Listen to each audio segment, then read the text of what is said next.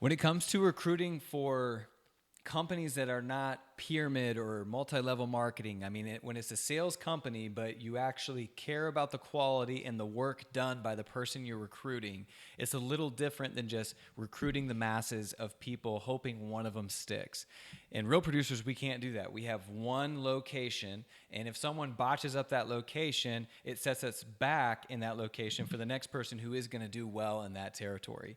And so when it comes to recruiting, there's three main things that I'm looking for, assuming they're likable, that they are good for the culture, and we have questions that get us there. But the ones that are super important to tell if someone has the makeup of being successful running a franchise is real estate experience, sales experience, or both, hopefully both. And then the big one is sales experience, but also 1099 sales experience. You can get somewhere pretty quickly with someone and be really excited about them when you're recruiting them, but then you realize that they've had a back structure of a draw or a salary, and then they get commission on top of that. And that's great, but you have to be clear with them if you're going to recruit them that that is not this. And how do they feel about, for the first time ever, they're going to be put into a new arena, a new sales position, and also they don't get paid unless they're good at this. And they have to do it over and over again, even once it goes to print. And so you have to have that conversation. And I was thinking about, we used to use this tool called the predictive index.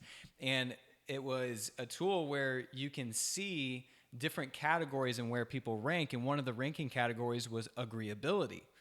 And the agreeability factor, our top people took this test and they scored very low on agreeability, which means they're not agreeable. And so you hear that and that's like a head scratcher. You're like, wait, if they're not nice people, they don't agree with people. That's not what that means. Basically what it means is they are not going to take the first thing you say at your word. If they're sitting at a closing table and someone says, this sounds good, I want to go ahead and do this, send me a contract, I'll sign it tomorrow. Our optimistic, agreeable people are like, yes, got the sale, it's done, I'm going to send it to them and then call my coach and manager because I just made a sale. Our least agreeable people and the people at the top of our sales company are the ones that say, yeah, that's not going to happen. I've been here before, and what typically happens is I'll send it, and you'll take a lot of time, and then I'll follow up, and I'll annoy you, and then you're not going to be a part of this program, and nobody wins. That's more so what we're looking for is that attitude, the people who've been there before and understand what this actually looks like. And so as we're recruiting, we go through this process where it's like innocent until proven guilty, right? The first couple calls, we're just filling them in. We're just letting them know, hey, this is what the job is.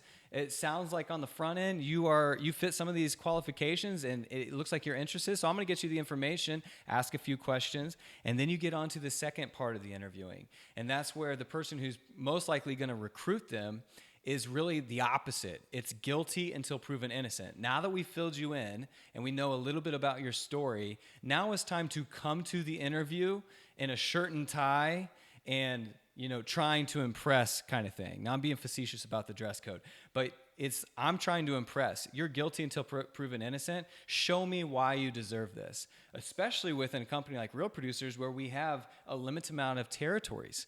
It's not, we're not lucky where we can just recruit everything that breathes, hoping that one of them sticks. Honestly, that's not a great model in the first place. It really dilutes the product and the people who are doing this at a high level. So, in my opinion, it's really important that you put those conversations at the top of your list when it comes to really figuring out if this person is suitable for this company.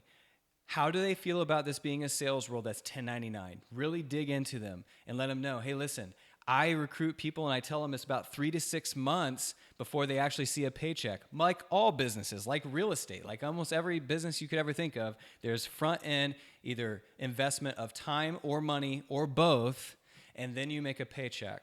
This is the first time you're doing that. How do you feel about that? And what would happen if you get to month 6 and it still hasn't got off the ground for whatever reason? Are you prepared financially for that to happen?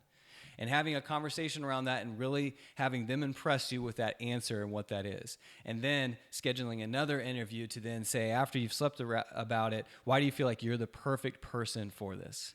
Just a few thoughts on recruiting and making sure you have the right person for the job.